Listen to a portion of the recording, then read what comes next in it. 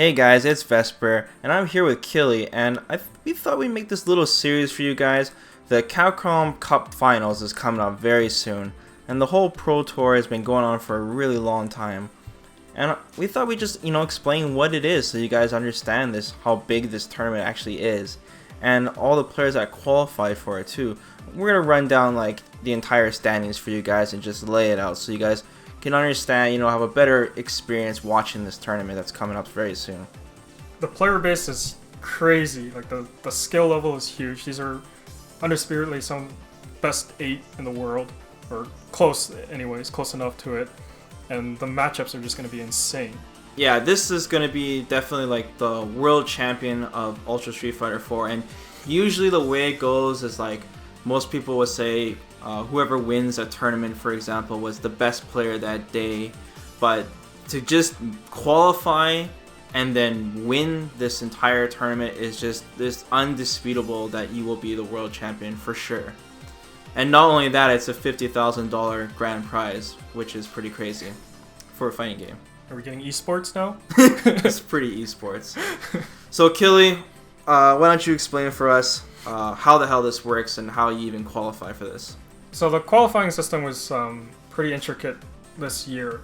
There are 10 what they consider premier tournaments. So if you won one of these premier tournaments, you automatically qualify for the finals day in December in San Francisco.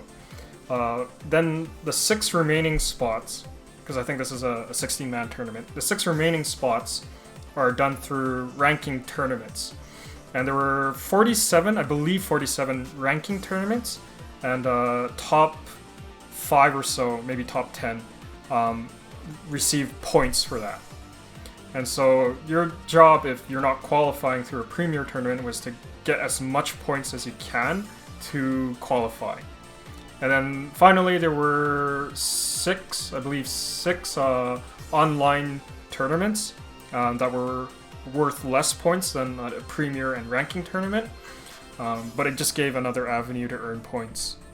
So basically, to summarize, there's majors, big majors, the premier tournaments, and how many are there again? 10. There's 10. So if you win one of these tournaments, so you have to get first place. Second place, it won't matter. First place, you automatically get qualified for this tournament in the finals if you win one of these 10. And then there's the bigger tournaments, but they're not quite the premier tournaments. These ones give you points, but the majors give you points too, don't they? Yeah, the majors give you points. So they all give you points, but they would obviously give you more, right? Yes. So the point system were tiered. So premier tournaments were weighted more than ranking tournaments. Within the premier tournaments, though, Evolution was one of the premier tournaments, and it was tiered on its own because that was considered like the biggest tournament of the year. That makes sense. So Evolution was worth the most points, and then every other premier tournament was worth a little bit less than Evolution, and then ranking tournaments are worth less than premier tournaments, and then online tournaments are worth less than ranking tournaments. So the premier tournaments are the big majors. You automatically get placed if you win them. There's 10 of them, and then there's the ranking tournaments, which was 47, you said? About 47. And these ones just give you a high amount of points. So even if you get first place in these tournaments, you're just getting a lot of points, but you're not exactly qualified. And then there was online tournaments as well, which is pretty rare for this kind of thing, isn't it? Well, they did it last year as well, but I think only really SF Cross Tekken players really took advantage of it. Oh, I see. So there was 6 of them, and these also give you points. Yeah. Okay. Well, I wouldn't say last year. I think the first year they did Capcom Pro Tour or Capcom Cup, SF Tekken was in it. That was for that grand prize with that car. Oh, yeah. Okay. So how long has this been going on for? All year, since I think it was retroactive with SCR. So that means this has been going on, the qualifiers have been going on before Ultra Street Fighter 4 even came out then. So let's go over like what were the 10 premier tournaments. Final round, NorCal Regionals, Southeast Asia Major, CEO, Evo, VS Fighting 4, the Fall Classic, Title Arcade Nationals, the singles tournament for that, Capcom Pro Tour Asia, DreamHack Winter was the final one. So this is literally all over the world. Yes. Like, it's pretty much everywhere. Yeah. And if I recall correctly, final round was pre-Ultra SF4. And then I think starting with NorCal Regionals, that's when USF4 came out. So basically, no matter where you are, everyone kind of had an opportunity to place in one of these big major tournaments for sure. But I guess you would say that since all tournaments give you points regardless, if you travel to as many of these as possible, you have a higher chance of qualifying, basically, right? Correct. I see. So anyways, let's go over the standings now. These will be, let's go over the top 2 players. These guys are 100% qualified to be into the finals. So let's start with Luffy. He's at 1,921 points. That's insane.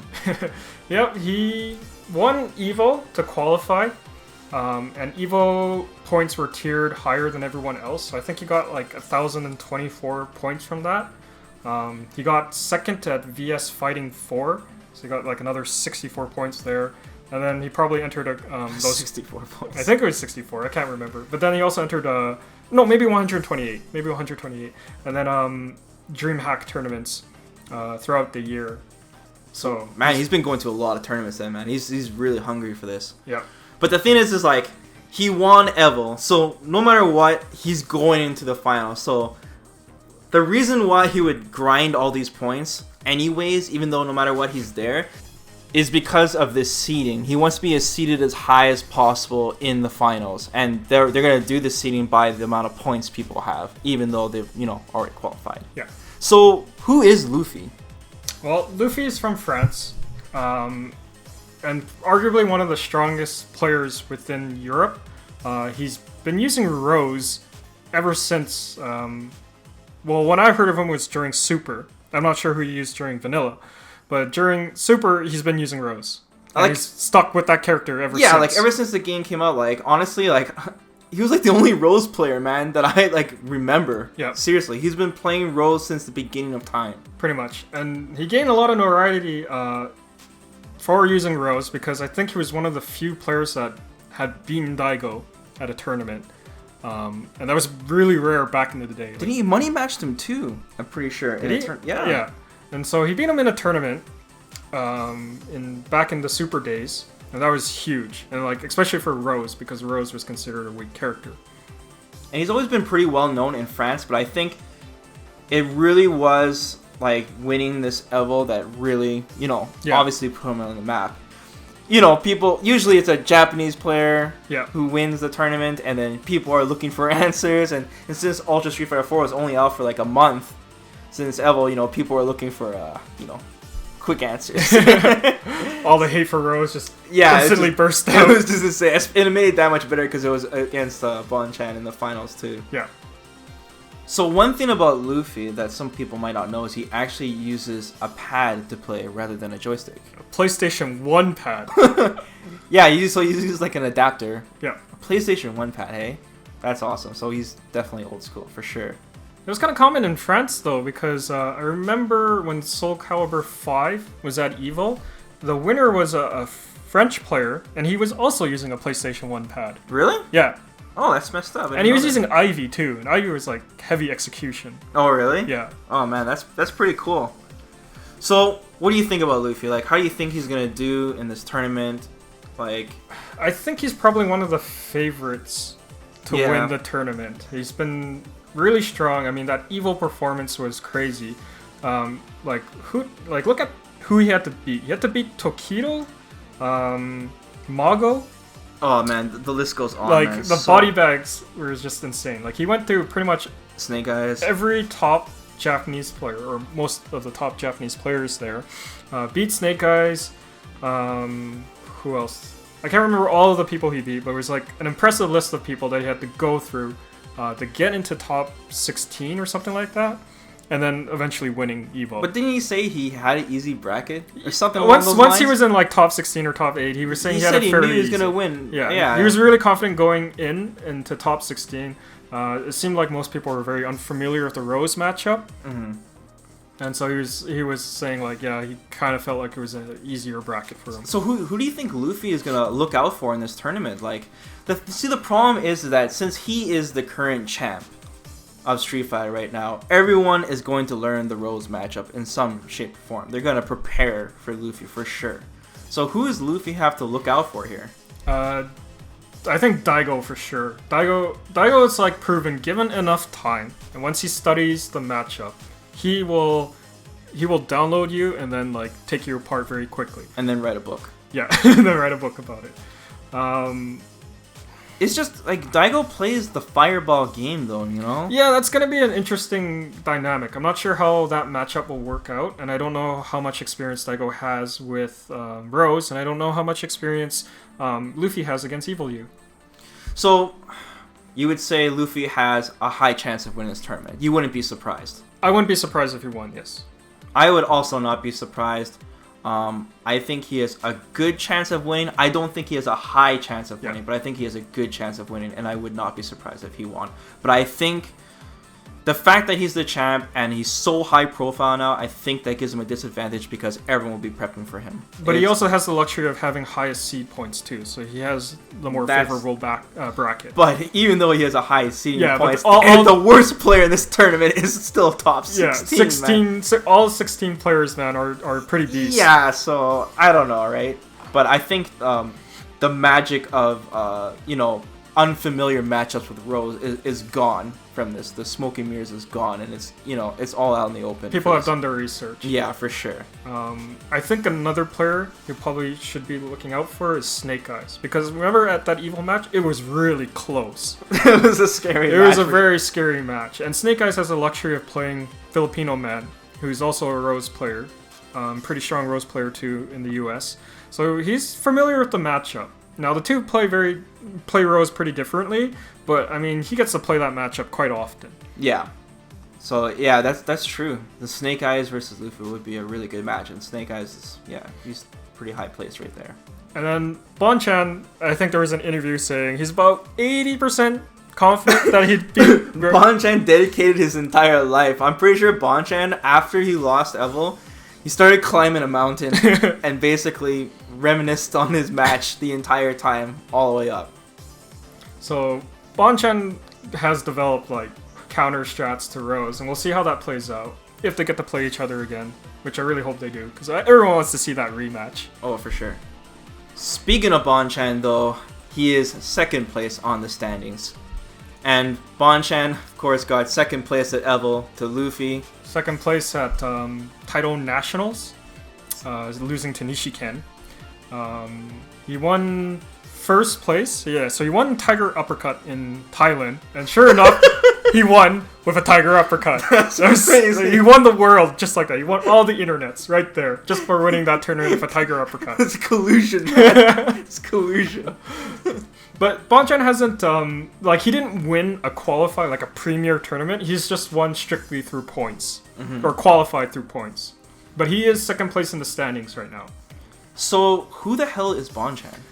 So, Bonchan was a newer player for SF4, and he's good friends with a lot of those Mad Cats players. So, Daigo, Mago, Tokito, and I think Daigo did a lot of coaching with Bonchan. Well, Daigo's the one that brought him into the game. Yeah, and so he's been using Sagat ever since, even since Vanilla SF4, and he's just stuck with the character through thick and thin, and he's just become a freaking beast. Bonchan has always been amazing, but Sagat, he had a rough road after Vanilla. Yes. And Bonchan stuck with him, and Sagat slowly coming back, and now he's adequate now. But Bonchan plays him at such a high level, that it's just perfect for him. It really paid off for him, I don't know what the Mad Cats guys did, but they've created a beast. Oh yeah, Bonchan is a monster, and he's definitely one of my favorite players to watch for sure.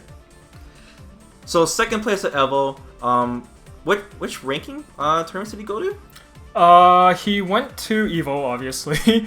Tiger Uppercut in Thailand, and then the qualifying tournaments in Japan. So that was Taito Nationals. I'm not sure if he went to any other tournament beyond that for Capcom Pro Tour, but he's been participating in a lot of the Japanese tournaments, regardless of whether there were qualifiers or point qualifiers for Capcom Pro Tour. So who's Bonchan gonna look out for in this tournament?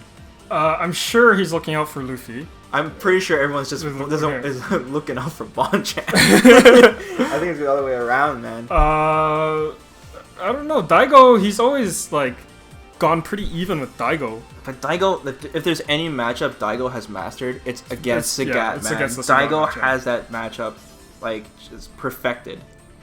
I'm not really sure. Zen, maybe? That Gen matchup's really weird, but Zen also has a couple characters under his pocket now. I'd actually really like to see, like, Bonchan versus Snake Eyes. Oh my god, that would be a disgusting match, man. Well, Snake Eyes has shown that he's really good in the Sagat matchup. I think Infiltration as well. Infiltration for sure is someone he'd probably look out for. Yeah, that would be a pretty good match, too. The thing is that Bonchan is just... He's put so much effort into learning the Rose matchup. And, like, he was even live streaming and showing some crazy stuff. Yeah. Like, I don't remember what he was doing. It was I for think it was being... the stand medium kick. Was it the standing medium kick that beats the Rose's crouching medium punch? Or Something like that, or the slide or whatever. Yeah.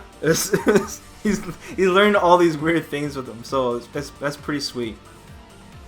So how do you think Bonchan is going to place? Do you think he can win this thing? That's going to be really tough. How many times has he got second place? Like, the guy's king of second place. He is the king, man. Like, always so close, but just not enough. So it wouldn't surprise me if he gets second again. But I don't know. I mean, the lineup is crazy. And there's just some matchups I don't know if he's ready for. And players he's not ready for. Like, I don't know if he's ever fought a Geef of, like, Snake Eyes' level. Like, that should be a favorable matchup for him. But Snake Eyes is just crazy with the character. And he's shown that he knows that Sagat matchup. Yeah. And so I'm wondering if Bonchan, if he goes into that matchup, whether he'd be overconfident because that's always been a favorable matchup for Sagat. The thing is, of Bonchan, he's pretty much my favorite player. My heart tells me he'll win, but my brain tells me that I think he has a lower chance of winning than Luffy, to be honest. I think it's a middle level chance of him winning. Well, he also lost to Nishiken in the title nationals, and that's how Nishiken qualified. And he might have to face him right off the bat here, and that's another player he could lose to. That's a big deal.